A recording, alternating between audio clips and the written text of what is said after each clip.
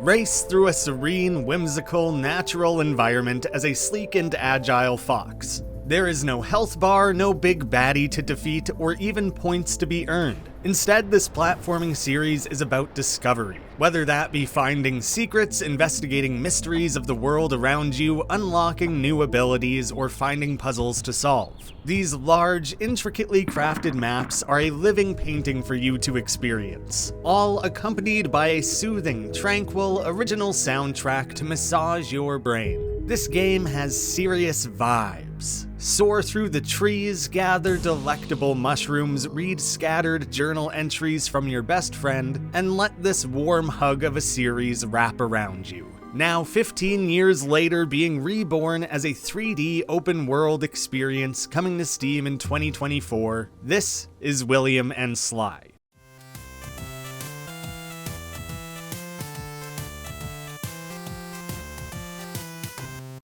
How's it going, everyone? My name's Graham and welcome to Flashlight, a series where I look at the history of all things Flash related. William and Sly is a series I would have first played as a teenager, and here's an excerpt of a review I left on Newgrounds back when it first released 14 years ago. Incredile! You're off to a great start there, teenage Graham. Your animation could not buy smoother. Everything flowed so well. You have some excellent skills all around. I loved your backgrounds as well. Everything fits so well. Reading this back reminds me of something very specific. I love your hair. You run fast. These are all things we can talk about and more.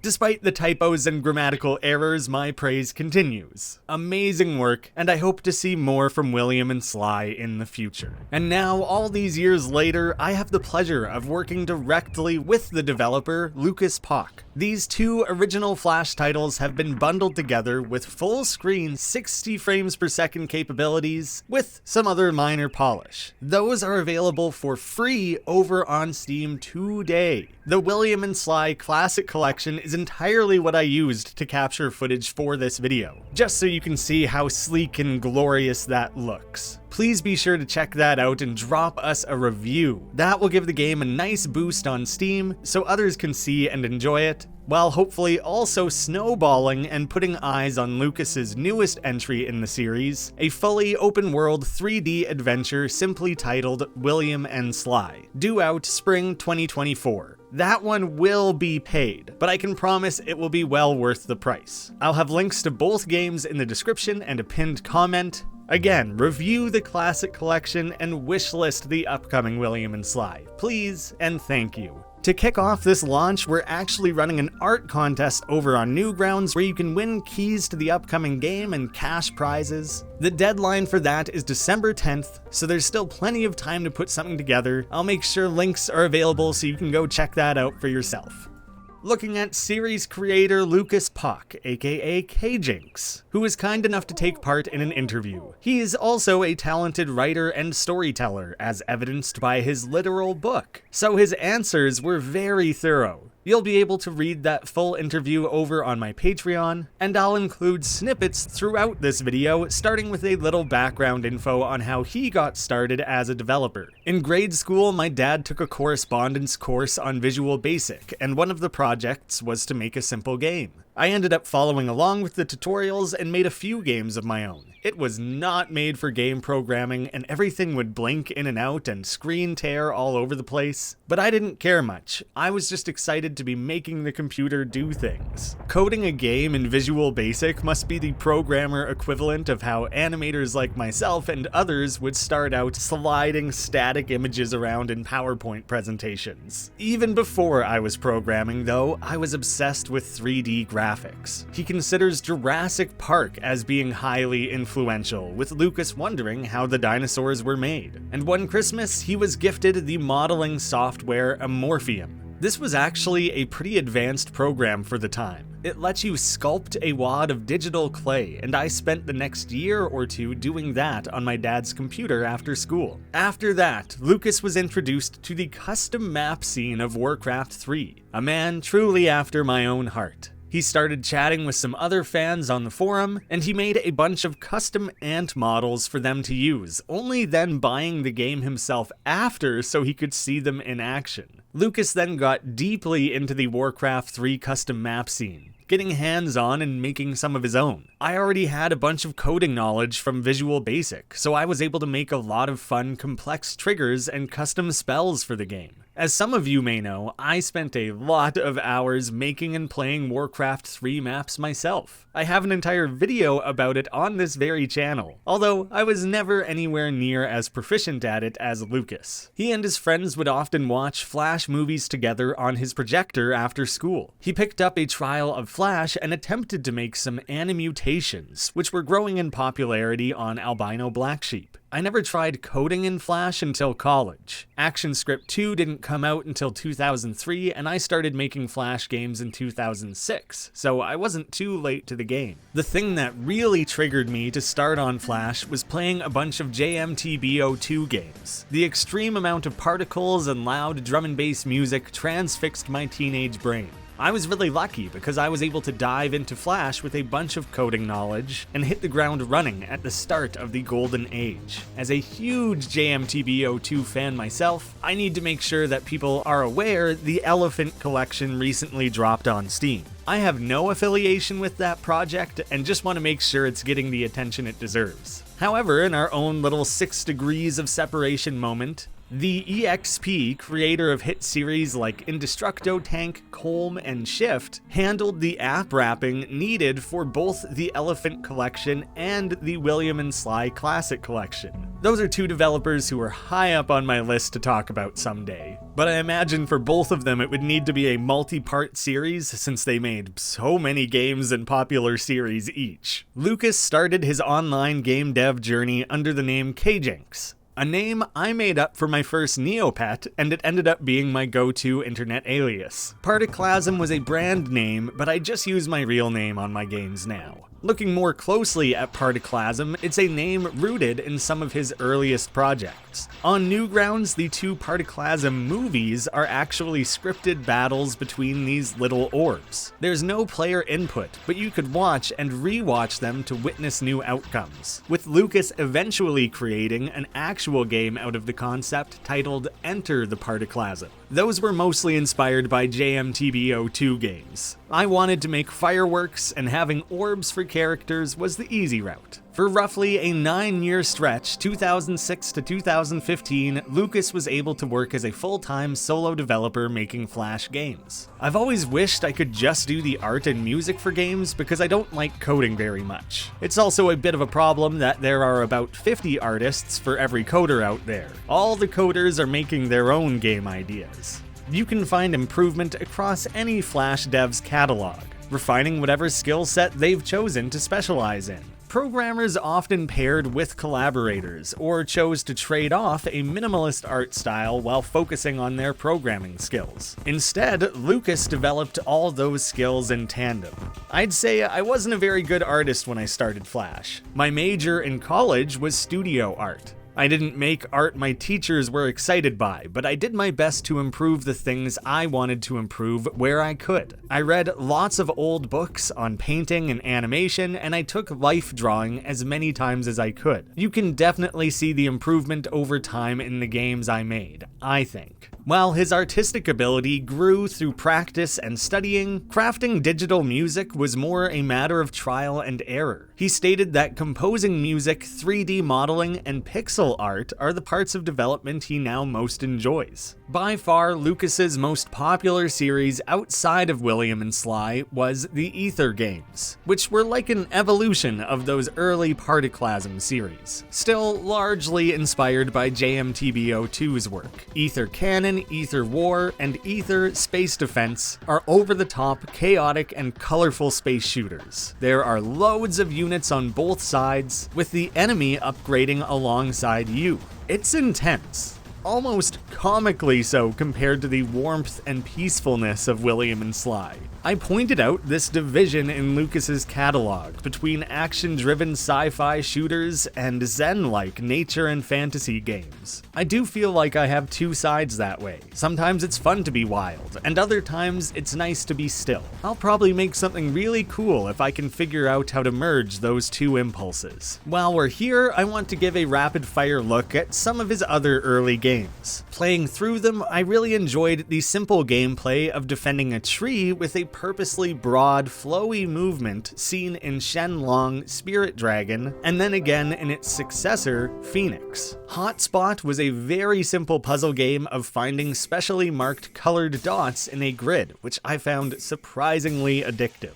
The Everloom is a seriously underrated pixel adventure game. It's fairly simple and linear, but the world is pretty, calm, and the story is very enjoyable. And of course, there's Azure Fish, a game that took the exploration and collectathon elements of William and Sly and moved it all underwater. The mini-games present are a blast, and the art and atmosphere are just as brilliant as William and Sly. It released between those two titles, and it's an interesting missing link of sorts, seeing how certain concepts or mechanics evolved and were iterated on between William Sly 1 and 2. The longest I ever spent on a Flash game was Blast Magus. That game was like making 4 or 5 William and Sly games back to back. Generally speaking though, I only ever spent a few months making Flash games, and some of them, like Hotspot and Phoenix, I made over a weekend. It was easy to make things quickly in Flash. He has several other titles that can be easily found over on his Newgrounds page, but one of his earliest Flash titles is actually missing, something I had never seen before. And interestingly enough, this one likely has the most in common with William and Sly.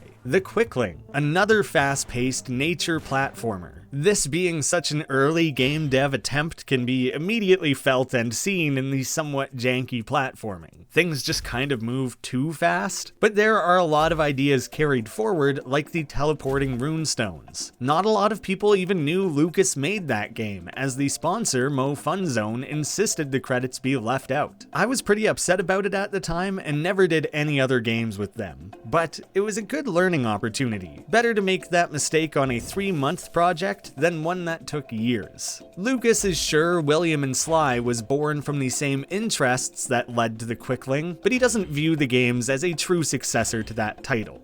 Now that we have that background information in place, the first William and Sly released in July 2009. With its sleek presentation, vast scale, especially by Flash standards, and relaxing gameplay, it immediately stood out among a sea of goofball time killers. This game took the Flash format more seriously than most, inviting players to slow down for more than 5 minutes and enjoy the world at hand. And that artistic emphasis shines through on all fronts. It amassed millions of plays across the web, earning the Newgrounds daily feature weekly second, although it was still the best game that week, then going on to be voted the best game of the month and earning a nomination for Newgrounds' Game of the Year at the Tank Awards. The gameplay is simple. You are Sly, running around an expansive map, collecting mushrooms, lighting rune stones with fairy flies, dissipating darklings, all ending with a basic boss encounter of sorts.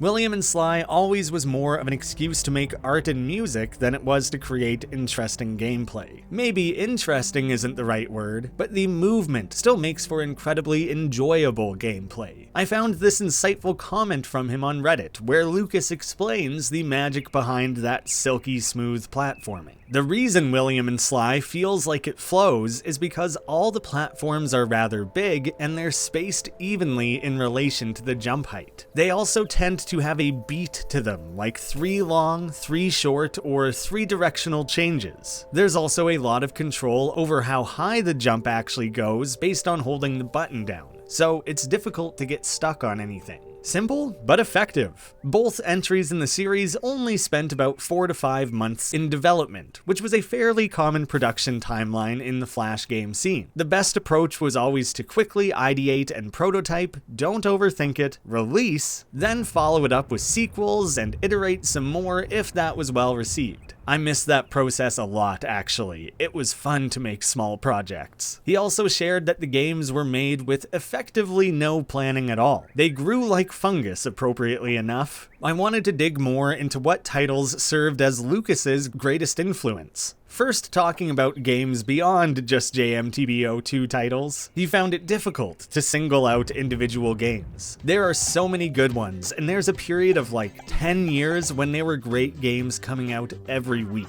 But eventually, games like Fancy Pants, Toss the Turtle, Burrito Bison, and Seedling all sprung to mind as old favorites. As for games in general, I think my all-time favorite was probably the original Jak and Daxter game. I didn't like the sequels much, but the first one was really fun. That inspiration feels clear, pairing off a humanoid character with an animal companion in a fantasy-inspired environment. William and Sly even borrows the naming format used with Jak and Daxter. Lucas developed the game at a time when he was entrenched in the Newgrounds community, and found that platformers were kind of the be-all end-all of gaming for me at that time. Donkey Kong and Super Mario World on the Super Nintendo were very influential, and he recalls Ed McMillan's Serious Peachy standing out on the Flash side, then citing Adam Phillips's legendary Brackenwood series as one of William and Sly's greatest thematic inspirations, which I think could also be felt more directly with the Quickling, a swift, wordless character racing through nature. People often assume foxes are Lucas's favorite animal, but he recalls that he simply landed on a fox after trying various iterations on the main character. The first version of Sly had rabbit ears and a long tail with a tuft like a lion. More like a fantasy mouse really, but that changed pretty quickly, choosing to go with a real-world animal instead, as it would feel more magical if it was more ordinary. The magic happens behind the scenes with the general feeling of the game, not by being overtly fantasy. And of course, William acts as more of a creator stand-in for Lucas, although that wasn't his intention. So many people who know me told me he was a self-portrait that I ended up just making the model a self-portrait in the new game.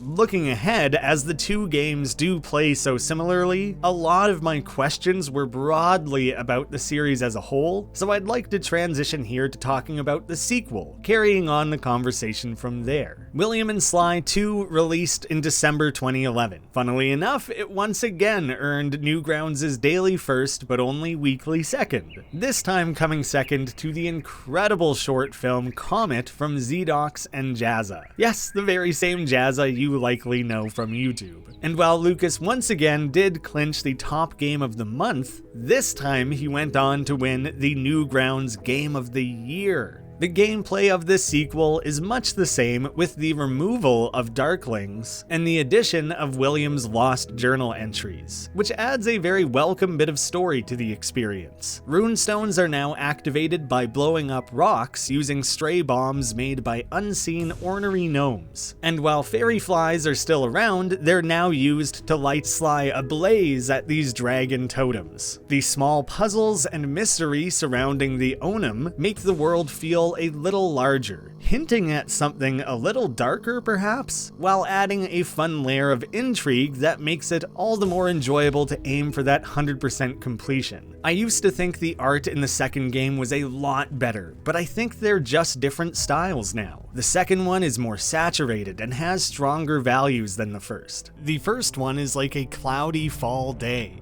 and the second is like the sun coming out after a thunderstorm. I definitely like the song in the second one better than the first though. You'd be hard-pressed to find a fan of this series who didn't comment on the music. It feels like an inexorable part of the experience, creating a moody ambiance that elevates both games. Funnily enough, both games' main themes are little more than 2 minutes each, used sparingly and intermingled with nature sounds to give it a more seamless feel while playing for several hours. I had just gotten into writing digital music the months before making the first one, so I was definitely excited to make my own song for it. I was talking to Waterflame every day on MSN Messenger at the time, and we'd send music back and forth to each other. Waterflame is a legend in the Flash game scene. If you played more than a handful of Flash games, you've likely heard his work.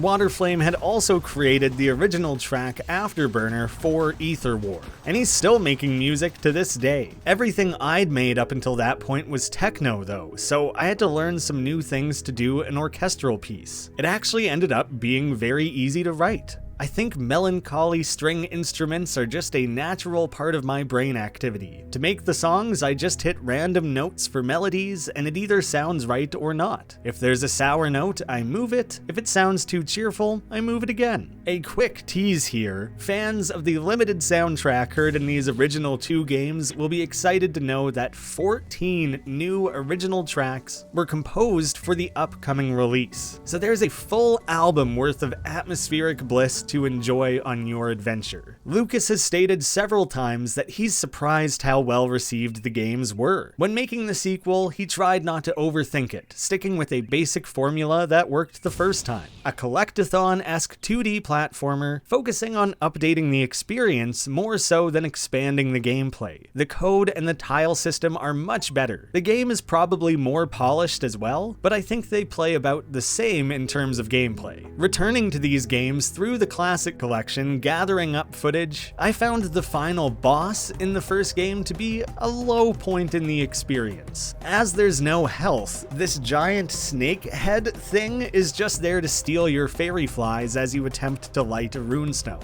It can be a somewhat frustrating process, which ends the game on a bit of an anti-climax. But I can appreciate that it's hard to end a game that's so open-natured. The main complaint I got on the first one was that people didn't like the enemies, so I took them out. I don't think the game suffered from it necessarily, but I've learned it's not a great idea to listen to criticism too closely. Your testers, players aren't game designers, and they can give you pretty bad advice. It's best to look for trends. If something is obvious to everyone, then it's good to change that thing. With such a dramatic change in art style, I was curious to know more about his artistic pipeline and softwares needed to achieve both looks. The art for both games was made in Fireworks MX, which is like Photoshop. Flash uses vector art, which has a specific feel to it, and that cartoonishness really made Lucas's more painterly style stand out in the crowd. I can actually see his influence directly on 2 small games of my own, Coco Nudge and Alvin's Alps. 2 small projects that came out shortly after William and Sly, where I played around attempting to draw environments outside of Flash. I don't think either one came out looking all that great.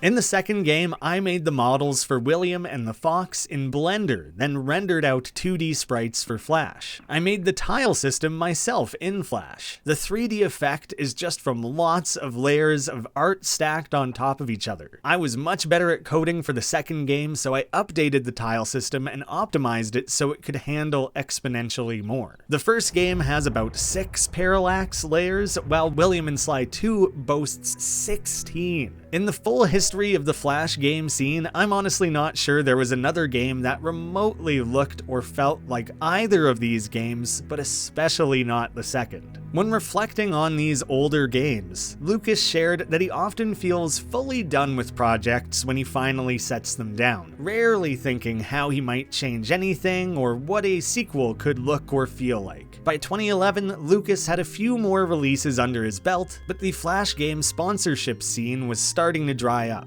I think I wanted to make something that people would really love for the second game after a string of failures. And I wanted to get a good sponsorship. When the game was ready, he reached out to Tom Fulp on a whim, knowing that Newgrounds was starting to sponsor new Flash games, something Newgrounds hadn't done for much of the site's existence. I was kind of starstruck when Tom said yes. They put it up on the giant front page banner, which was new at the time, and I had pages and pages of comments from people who loved the game. It spread all over the internet, and the Mochi bot for it was giving me crazy numbers in the tens of millions of plays. I was in the middle of a holiday break at the time, and I spent days reading every review on Newgrounds and feeling like all my dreams had come true. It was pretty amazing. Anyone who's ever submitted to the Newgrounds portal knows how exciting and terrifying it was, and Newgrounds was the center of my world at the time. My game Ether War had done fairly well, but William and Sly definitely hit a peak level of portal ecstasy. In the time between making the original Flash games and returning for the 3D sequel, Lucas actually published a book, Secret Places and Hidden Things. You can buy physical copies of it, and I'd highly recommend it for any longtime fans of the series. It serves as a low-key prequel for William and Sly, while also tying in some of his other games of the Flash era. The book was started back in 2006, with a more concerted effort to finish it between 2016 and 2019, living out the cliche of every high schooler who tells themselves they'll write a novel someday. Let Lucas be a positive example for anyone out there thinking of doing the same. It may take longer than you expect, but it's far from impossible. I spent a lot of time writing in high school on RPG forums, and I liked the Helm as a place. Whenever I wrote about it, it was like visiting and being there. The book is kind of a collection of daydreams, and some actual dreams ended up in there too. It was something I loved thinking about, and so the book was just kind of always there in the background of my mind. I read on Lucas's Facebook page that he believes writing is the art form he's actually most proficient in. So it surprised me that his games would often be so light on story. I've never loved reading a bunch of story in a game personally. I'd rather just play and do things. Since William and Sly is a platformer, I wanted people to be able to run around freely without much need to stop or read things. Quite early in the interview, I asked Lucas about the Chinese symbol he used alongside the K-Jinx name in places like Newgrounds. This may feel like a strange departure from talking about his book, but how Lucas describes this symbol's meaning and his connection to it informs a lot about his approach to development, creative works, and life itself. This is the Chinese character for Tao, meaning way or path, with Taoism being a philosophical tradition and religion in China that emphasizes harmony, balance, and the way of nature. As an example, the most well-known Taoist symbol is the yin-yang, and the foundational text for Taoism, the Tao Te Ching, says to be soft and pliant like water. Try not to try, and do without doing. The goal of any Taoist practice is to settle into Wu Wei, which can translate to actionless action or effortlessness. People often compare this to a flow state, but my experience with it has been more like a freedom from compulsions. You don't have to be doing anything to experience Wu Wei. It's just a result of leaving yourself alone, deciding you don't have to fix your current internal state or arrive somewhere new. It's a self-settling action to take with your own mind. If you want to clear a pool of muddy water, the best course of action is to sit and wait and let it happen on its own. If you try to do anything with it, you just stir up the debris. He was actually drawn to how this shattered a lot of conventional wisdom in the Western world. I didn't have to try hard or accept anxious feelings to be successful or find meaning in the world. Instead, I could be soft and allow life to carry me. I could be aimless and meaningless without any sense that something was wrong with that or had to be fixed. Animals don't think about the afterlife or draw pictures or have political systems. They just run around eating and sleep in little holes. A lot of famous Taoist figures are wanderers who are seen as slightly mad by the general public. I think I'm attracted to that aesthetic and ideal, and it showed up a lot in my book. I told you it would come back around.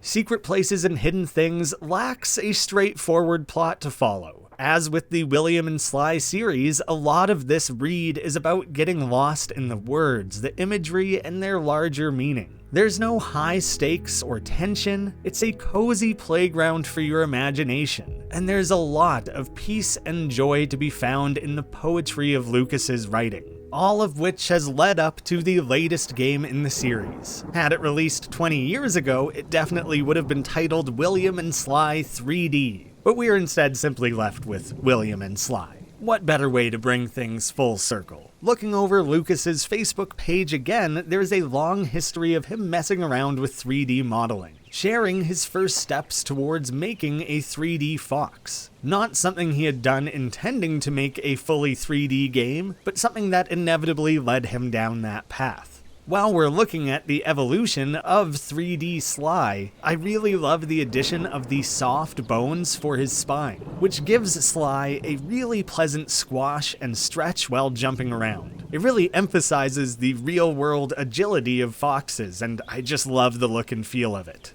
The gameplay lifts a lot from the original games, expanding that into an entirely new style of platformer. The world is far larger and more open than ever before, now boasting over 400 mushrooms to be found. There are mysterious totems that must be destroyed, requiring specific alchemical combinations of essences from nature to obliterate them. As you run around gathering up ingredients, you'll stumble across exciting new wonders, playful minigames, and your good pal William. As you gather more and more mushrooms, you'll be visited by Morel, who is actually featured in Secret Places and Hidden Things, adding a sprinkling more of a narrative to the experience. And yes, you can still climb the trees, just like a regular fox. A Facebook post from 2016 read, "Blarg! I don't like how the 3D levels are turning out. I think I might just end up doing a side view with 3D and 2D assets mixed. I wanted to know if any work was ever done on that hypothetical new 2.5D game."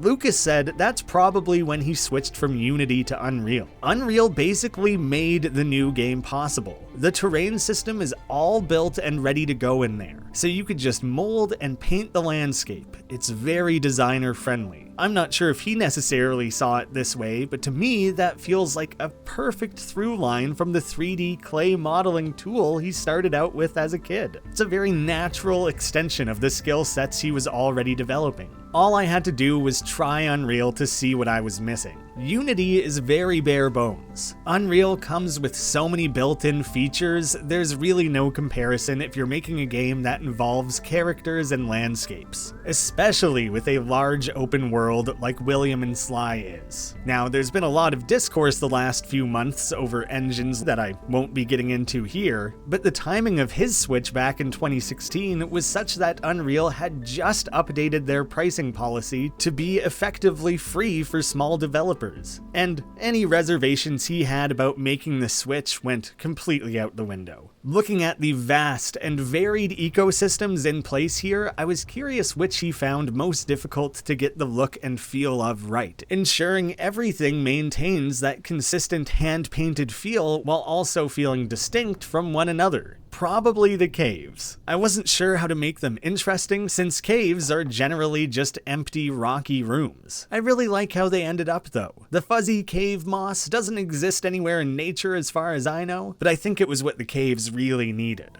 I was fascinated to learn that Lucas never really played much more than Flash games in those early years. I tend to fixate a bit on projects and only do one thing at a time, so I didn't really set aside any time to play games. I also was living on very little money for a long time, so I never had money to buy them. It's not something he's especially proud of, and compared it to a writer who doesn't read. Nowadays, with a more relaxed schedule and a bit more spending money, he's been playing games consistently for the first time since he was a kid. I enjoy low-action exploration games like Abzu and A Short Hike, so I had some idea of what would keep people engaged, but I'm the first to admit the William and Sly series is basically a scavenger hunt or a walking simulator. As a fun little aside, fairly late in production, Lucas decided to measure the length of Sly and his environment using that proportional scale and movement to determine the speed at which Sly runs. It worked out to roughly 30 miles per hour, which, hilariously enough, is actually an approximate real-world speed for foxes. So even though it was a happy accident, everything about Sly's movement is 100% accurate to the real world.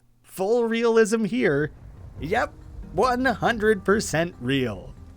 A fan in the semi-official William and Sly Discord, I'll have a link to that down below, asked how Lucas stays motivated as a solo developer. Reflecting on his time as a Flash dev, it's crass to say, but money has always been a big factor in actually being motivated to finish projects. Back when I made Flash games, my bank account was like a timer counting down. So once it dropped below a comfortable threshold, I had to force myself to work. Whereas now, he's able to work on his new game rather leisurely, picking it up and putting it down multiple times over the years. He finds programming frustrating and time-consuming, and enjoys the current freedom he has with a more stable job to put it aside when he feels he could use a break. That said, I think I'm the kind of person that should always have some kind of project going. I tend to feel a bit listless if there isn't something in progress. It's interesting seeing that play out on the timeline of his Facebook, alternating work on his 3D game and book, often working on the game in sprints, making fairly dramatic changes when returning to it,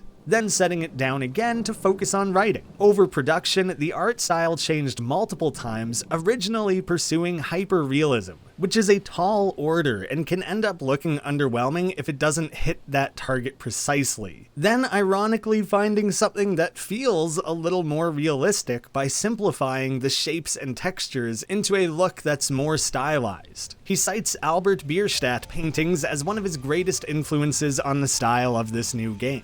Not wanting to overshare details on this unreleased project, I thought I'd wrap things up, reflecting on a conversation I had with Lucas on motivation. He once referenced the video How to Be Creative, how an artist turns pro, as one time driving his return to development. The heart of it comes down to something referred to as the barrier. This is a non-specific catch-all for the unpleasantness felt when starting something new, whether that be something you're learning, creating, or as simple a task as starting a new TV show. People in the current era will play a video game for 1,000 hours. They aren't struggling with focus, they're struggling with the barrier. Look at how sequels and franchises are so popular, and how people are obsessed with nostalgia and will re-watch their favorite shows and replay their favorite games on a loop. It's too hard to make that sacrifice and go through the barrier of unpleasantness that blocks off fun new experiences. It's important to realize that this barrier doesn't just exist for work, and you need to be mindful of it in order to stay open to new things. Over time, you end up limiting yourself to more and more shallow experiences. Something like logging on to Reddit or TikTok has such a low barrier of unpleasantness that we will do it compulsively even if the experience itself isn't very rewarding. When working in a creative field, it's often a difficult thing to push through, as we tell ourselves what we're doing is fun, not work, and that we shouldn't feel so drained by the process, without acknowledging or accepting the effort that still comes with those pursuits. Lucas expressed how much more difficult this is on a big project. There's a compounding effect where nearly every individual task has a learning curve and its own barrier, meaning you can rarely ride the motivation between days, let alone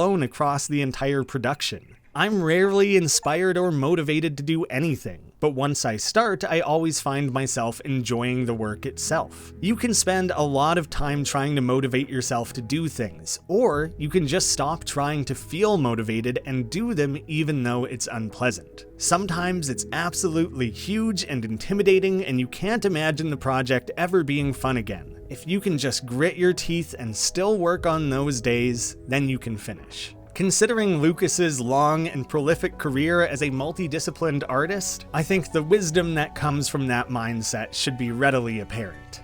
Even comparing it to what I'm doing here, now. Starting the process of planning and scripting out a new video is 1,000 times more difficult than sitting down to build off something I've already started. Yet nearly every time, I need to drag myself to that starting point, even when I'm so often surprised and delighted by the end result. Sitting down, thinking I'll write yet another retrospective of a Flash game platformer, worrying it won't be interesting enough, or that I'll just be repeating old talking points. Only for that research and planning to come together into something new, for that conversation to open up, now instead learning about things like 3D modeling, Taoist ideologies, and a powerful new perspective on the nature of creation. Accepting that being an artist is a force of will just as often as it is a bolt of inspiration. The William and Sly series has never been one to strain your brain, require intense focus, quick reactions, high precision, or full mastery. The entry skill level is incredibly low, and it offers the enjoyment of soaking in the art and sounds of the world around you. I was surprised to see these games have little to no speedrunning history, and I think it's because these games almost insist on a more passive playstyle. Why would you want to rip through these games more quickly than you have to? Those Flash titles can technically be beaten in minutes, yet people often play for hours, returning to them again and again. Speaking with Lucas for this video, it feels all the more clear what an extension of his own values and personality the William and Sly series has been.